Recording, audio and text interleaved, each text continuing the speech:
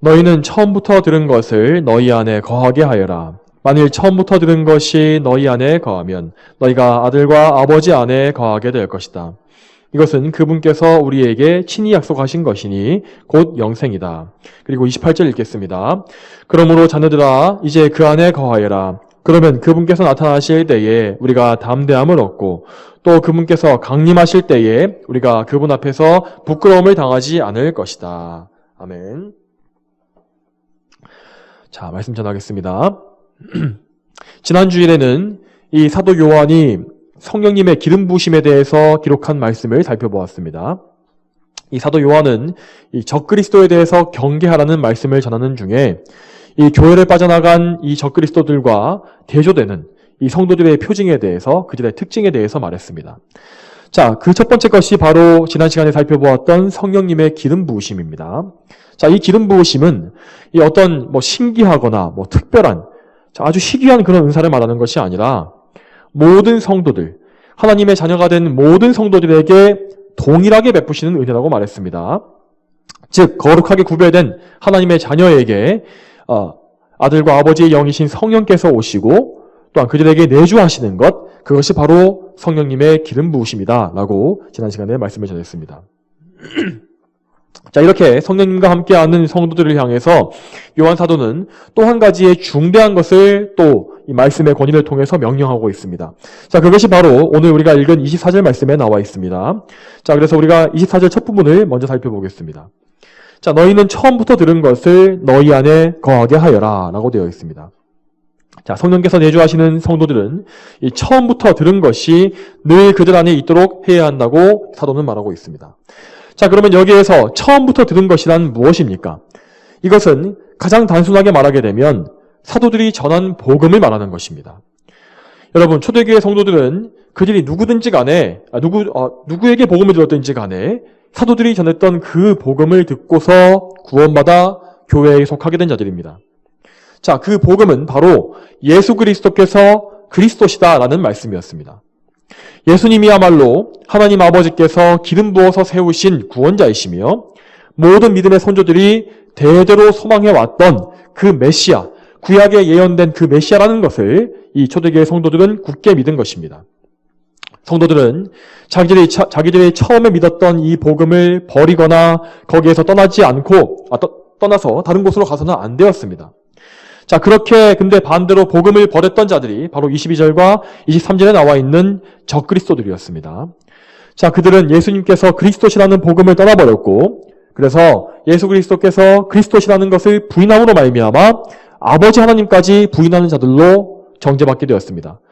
물론 그들의 입으로는 자기가 하나님을 안다고 말했습니다. 그러나 그들은 그 아버지께로 나아갈 수 있는 유일한 길이요 중보자이신 예수님을 저버렸기 때문에, 그 믿음을 버렸기 때문에 아버지까지도 모르는 자들이다. 그 아버지를 부인한 자다라고 정죄받게 된 것입니다. 여러분, 저와 여러분 역시 이 초대교회 성도들과 똑같이 이 사도들의 복음을 전해들은 사람들이라는 것을 기억해야 합니다. 우리가 물론 사도들에게 직접 말씀을 듣지 못했습니다. 그렇지만 우리 역시 그 사도들의 복음을 충실히 배운 자들을 통하여서 그 사도들의 복음을 전해들은 사람들을 통해서 복음을 들은 자들임을 우리는 알고 있어야 합니다.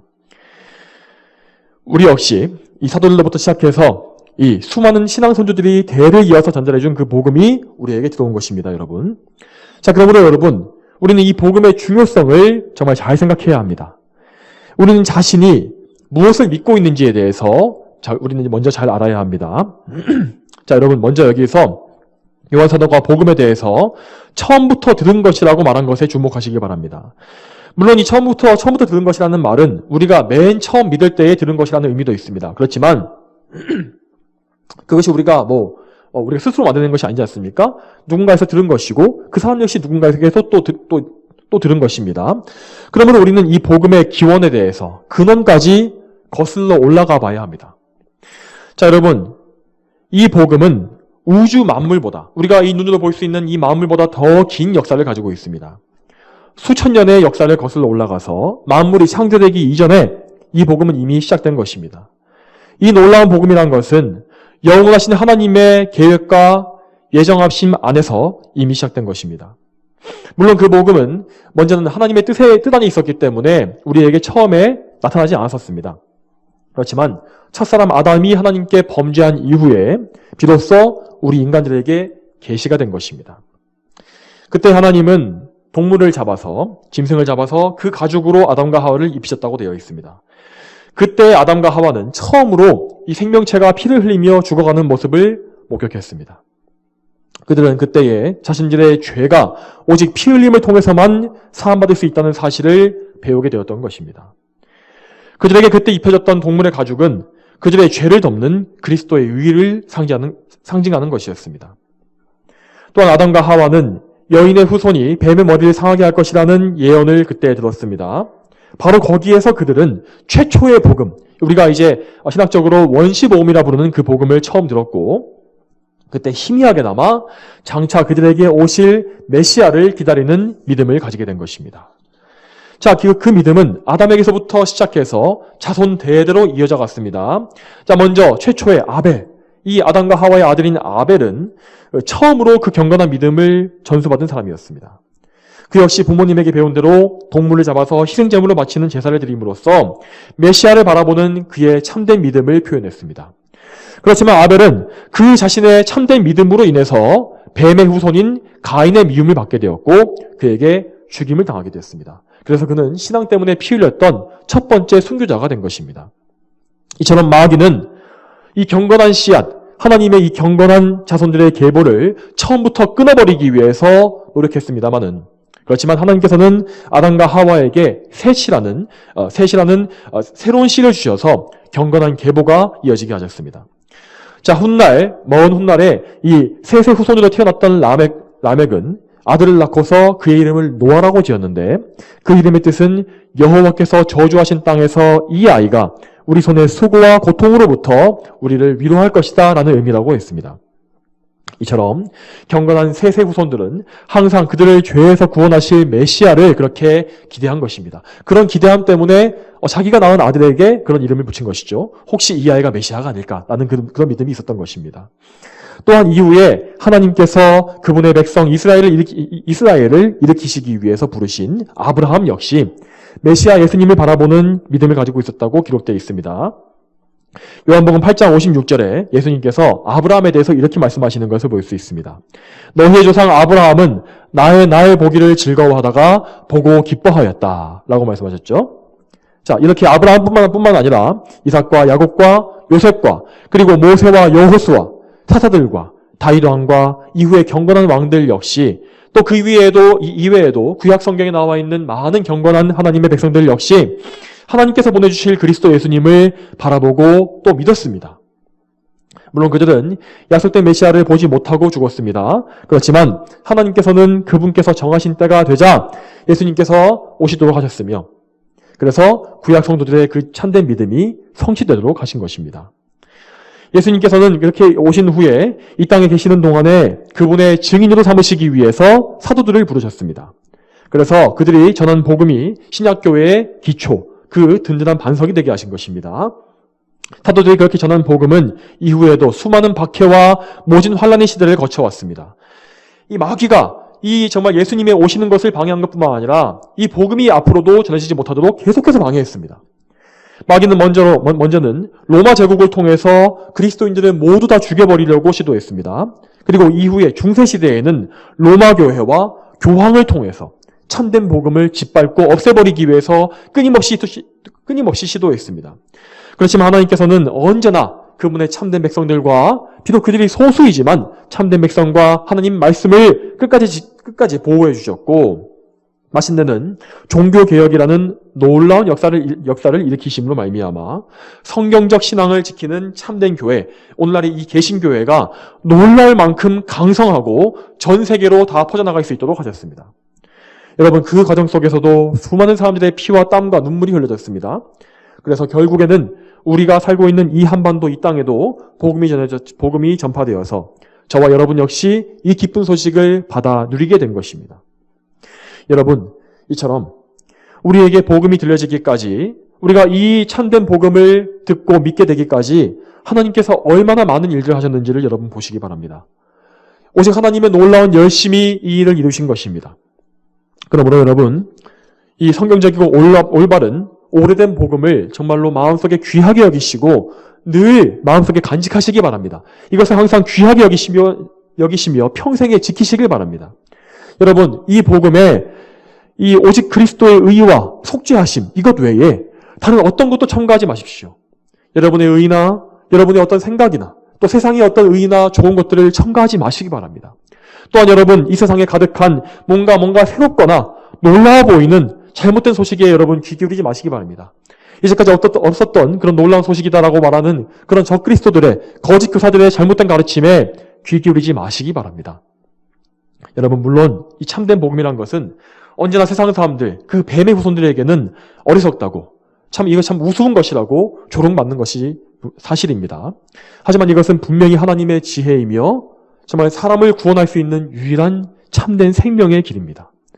그러므로 우리는 항상 예수님께서 그리스도시라는 이 복음만을 온전히 마음속에 지켜야 하는 것입니다. 여러분, 혹시 말씀을 듣는 여러분 중에서 여전히 복음을 듣는 것에 있어서, 복음을 믿는 것에 있어서 주저하거나 혹은 믿음이 견고하지 못하고 희미한 분들이 계십니까? 여러분, 그런 분들은 소망을 잃지 마시고 용기를 잃지 마시고 계속해서 말씀을 통해서 복음을 듣고 배우시기 바랍니다. 여러분, 먼저는 이 성경 말씀을 통해서 참된 복음을 항상 읽으시기 바랍니다. 또한 여러분, 그 말씀을 잘 설명하는 좋은 책들을 많이 읽으시고 또 목회자들의 참된 설교를 많이 들으심으로써 여러분의 마음과 생각에 그리스도 예수님의 복음이 가득 차도록 하시기 바랍니다. 예수님의 보혈이 여러분의 마음을 정말 충분히 적시고 여러분을 잠그시기를 바랍니다. 그런 가운데서 그 피 묻은 복음을 통해 사람을 구원하시는 성령님의 사역을 항상 의지하십시오. 그 복음을 믿는 것은 여러분의 스스로의 의지로 되는 것이 아닙니다. 하나님의 은혜로만 그 복음이 믿어지는 것입니다. 그러므로 하나님의 영이신 성령님께 전적으로 의지하십시오. 여러분의 모든 노력과 의의를 내려놓고 오직 여러분을 구원하시는 성령님의 사역에 무릎 꿇고 간구하심으로 겸손하게 엎드리심으로 말미암아 의지하기 바랍니다. 참으로 여러분에게 복음과 그리스도를 믿는 그 믿음이 확실해지기 전까지 멈추지 마시기 바랍니다. 포기하지 마시기 바랍니다. 여러분, 믿음은 분명히 들음에서 난다고 하셨습니다. 그러므로 계속해서 하나님 말씀을 듣고 기도하는 그 일을 멈추지 마시기 바랍니다. 또한 여러분 중에서 복음을 확실히 믿고 또한 믿고 계시는 그런 성도 여러분은 이 믿고 있는 복음을, 여러분이 이미 알고 있는 그 복음을 더욱더 풍성히 알기를 힘쓰시기 바랍니다. 여러분, 복음에 대해서 풍성히 알고 복음의 전체 내용을 확실하게 마음속에 아로새기기 위해서는요, 성경을 많이 읽는 것이 우선 첫 번째입니다. 여러분, 매일마다 맥케인 성경 읽기표를 또 사용하시거나 혹은 개인적인 계획을 짜서 읽어도 좋습니다. 그렇게 함으로써 신구약 전체를 골고루 다 읽으시되 기도로서 항상 기도하시면서 성령님의 가르치심을 간구하며 읽으시기 바랍니다. 여러분, 이 66권 신구약 말씀은 다 성령 하나님께서 이 하나님의 택하신 자들에게 감동을 주심으로 말미암아 기록하게 하신 말씀입니다. 그러므로 이 성경의 원저자는 이 성경의 각 관에 나와 있는 그 이름들, 사람들이 아니라 성령 하나님이십니다. 그러므로 이 하나님의 뜻, 그 뜻을 깊이 있게 가장 잘 이해하시는 분은 바로 우리의 성령님이십니다. 그러므로 성령님의 가르치심을 항상 구하며 배우시기 바랍니다. 그분이 우리의 가장 좋으신 성경 교사이십니다. 또한 여러분, 우리가 이 성경을 잘 풀어주는 귀한 책들을 함께 읽고 공부하는 것도 역시 중요합니다. 여러분에게 또 추천할 수 있을 만한 책은 이 매튜엘리 주석과 같은 이 청교도들이 있었던 이 성경 주석입니다. 이런 좋은 책들을 통해서 성경 공부하는 것이 가장 추천할 만한 일들입니다. 또한 여러분, 우리가 믿는 바를 정리해 놓은 신앙 고백도 잘 숙지하고 있어야 합니다. 우리가 지금 오후 시간에 배우고 있는 사도신경부터 시작해서 정통 교회의 신앙 고백을 충분히 열심히 공부하시기 바랍니다. 물론 이런 작업들은, 이런 공부와 연구의 작업은 단시간 만에 되는 것이 아닙니다. 평생에 끊임없이 꾸준히 해야 하는 것입니다. 여러분의 성경 연구와 복음을 아는 그런 것들, 하나님을 아는 것은요, 정말 그것이 끊이지 않아야 합니다. 여러분이 정말 주님 앞에 나아가기 전까지, 정말 병상에서 눈을 감을 때까지 여러분의 성경을 알고 하나님을 아는 그 일은 평생에 꾸준히 계속되어야 합니다.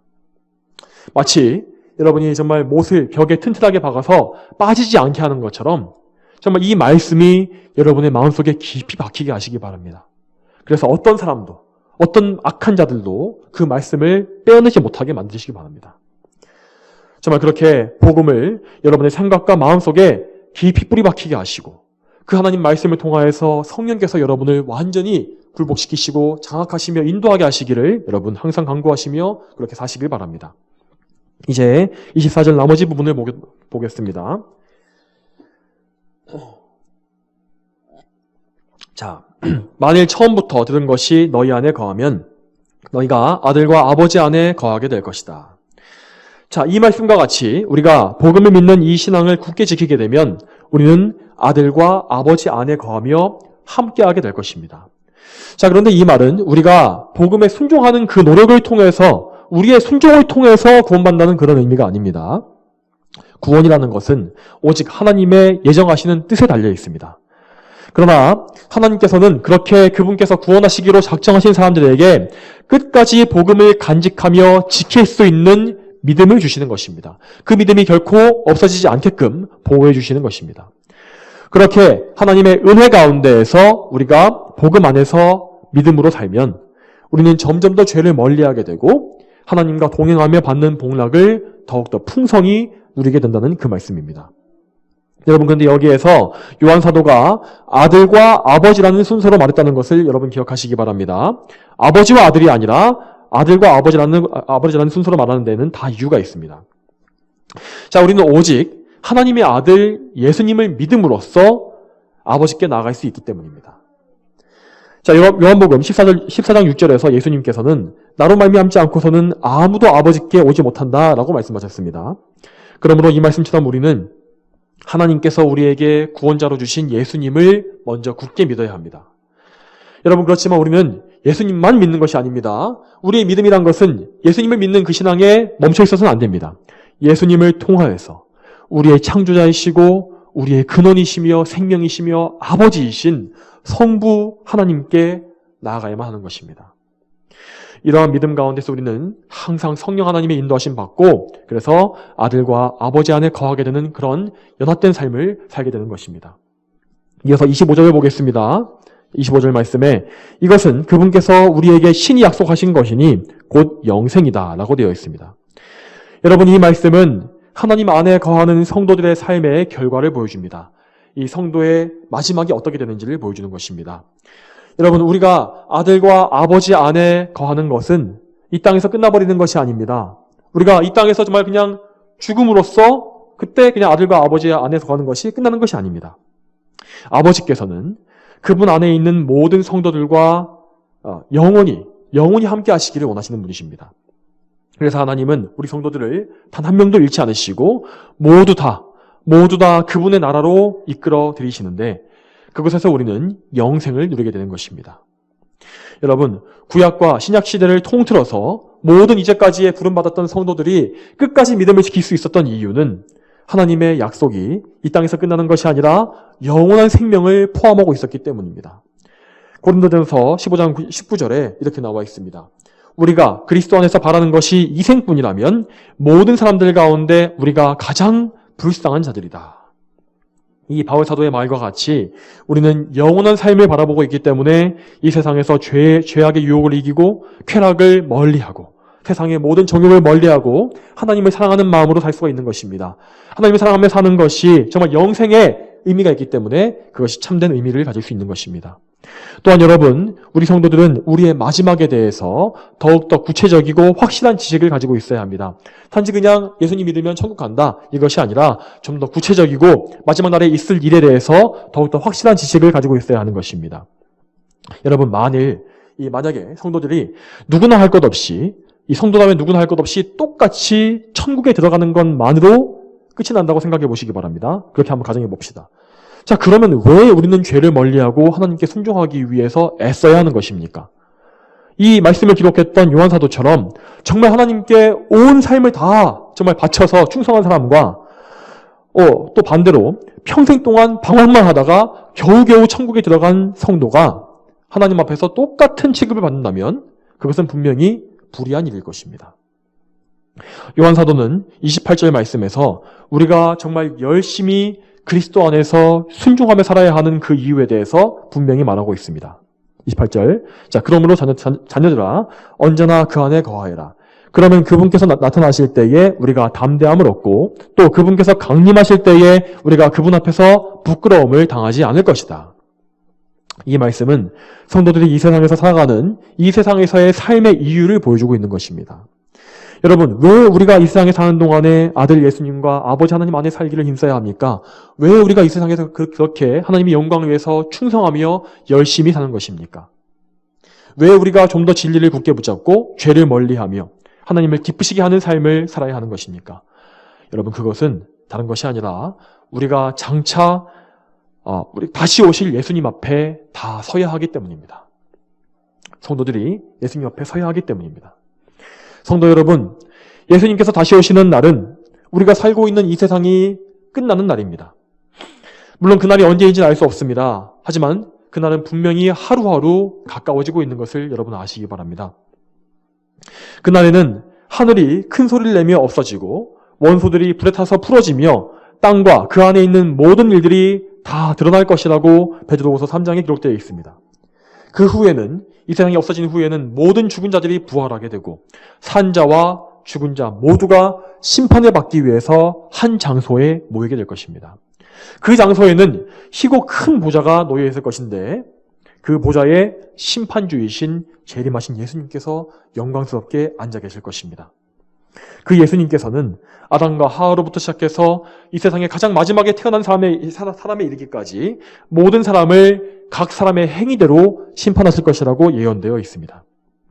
그때에 생명책에 이름이 없는 사람들, 즉 불신자들과 가짜 그리스도인들은 마귀와 악령들과 함께 지옥의 멸망에 떨어지게 될 것이라고 성경에 예언되어 있습니다. 여러분, 이렇게 멸망한 자들은 지옥에 떨어지게 될 것입니다. 자, 그러면 성도들은 어떠하겠습니까? 이 성도들은 이미 구원받은 사람들이기 때문에 예수님의 심판대를 거치지 않고 바로 천국에 올라갈 수 있겠습니까? 그렇지 않습니다. 28절 말씀을 정확하게 더 살펴보시기 바랍니다. 분명 요한 사도는 예수님께서 강림하실 때에 그분 앞에서 라고 하지 않았습니까? 또한 이 말씀과 똑같이 로마서 14장 10절에서 바울 사도 역시 성도들을 향해서, 다른 사람들이 아니라 성도들을 향해서 우리 모두가 하나님의 심판대 앞에 설 것이다 라고 말했습니다. 그런 위대한 사도들도 예외 없이 자신도 포함해서 우리 모두가 라고 말하는 것을 볼 수 있습니다. 물론 여러분, 성도들이 구원받는 것 자체는 오직 하나님의 선택과 은혜로 되는 것임을 다시 한번 말씀드리겠습니다. 그러므로 생명책에 이름이 기록되어 있고 이 세상에서 예수님 믿은 사람들은 결코 그 구원을 잃어버리지는 않을 것입니다. 그러나 문제는 성도들 중에서도 칭찬받을 사람들과 부끄러움을 당할 사람들이 나뉠 것이라는 그 사실입니다.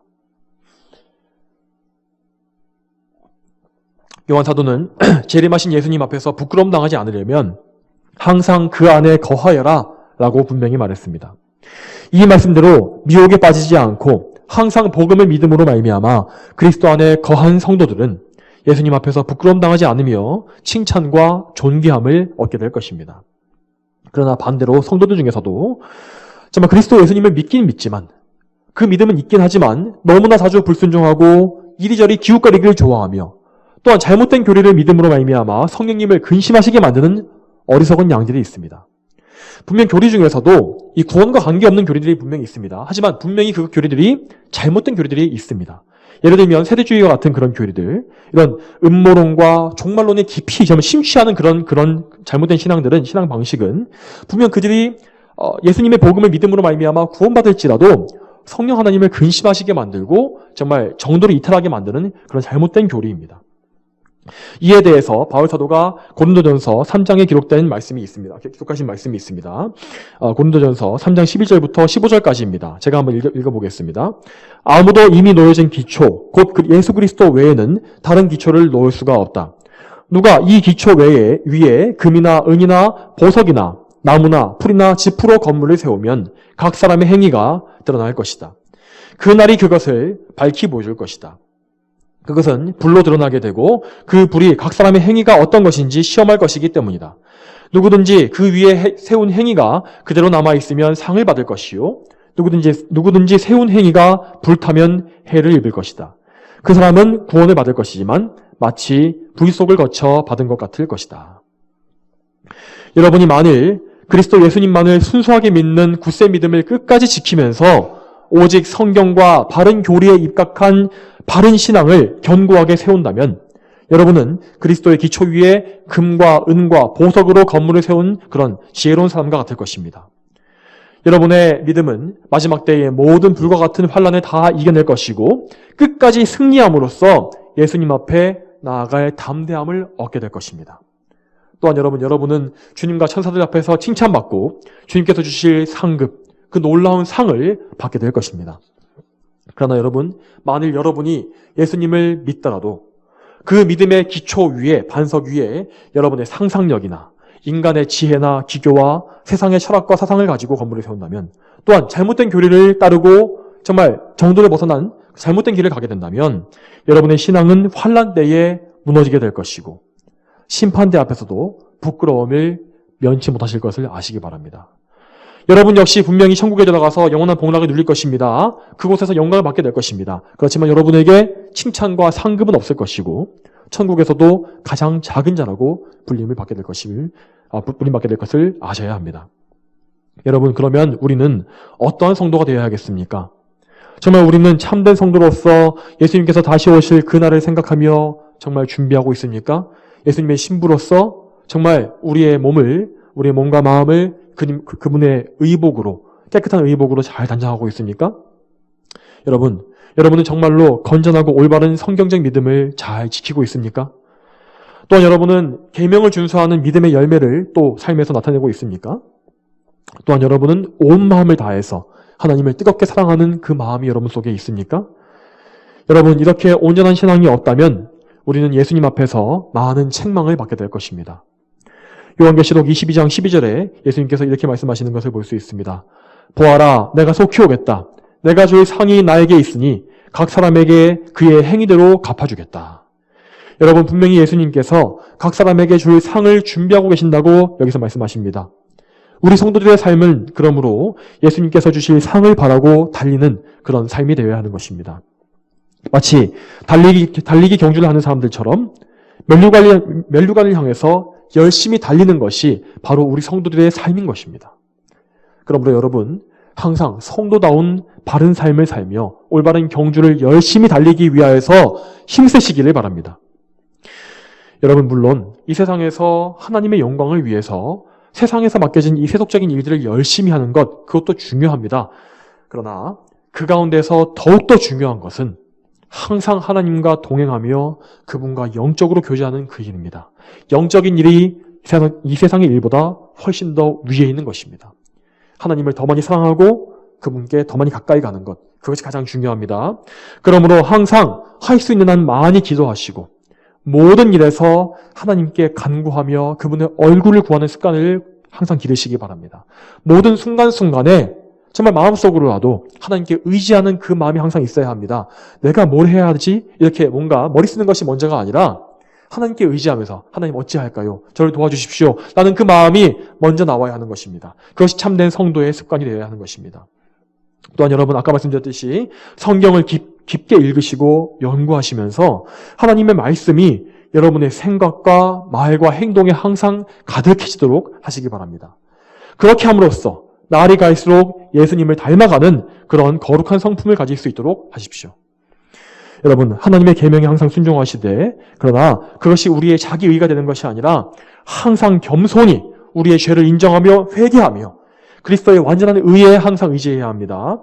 여러분, 우리가 바른 방향으로 가고 있다면 우리는 점점 더 많이 우리의 죄를 깨닫게 될 것입니다.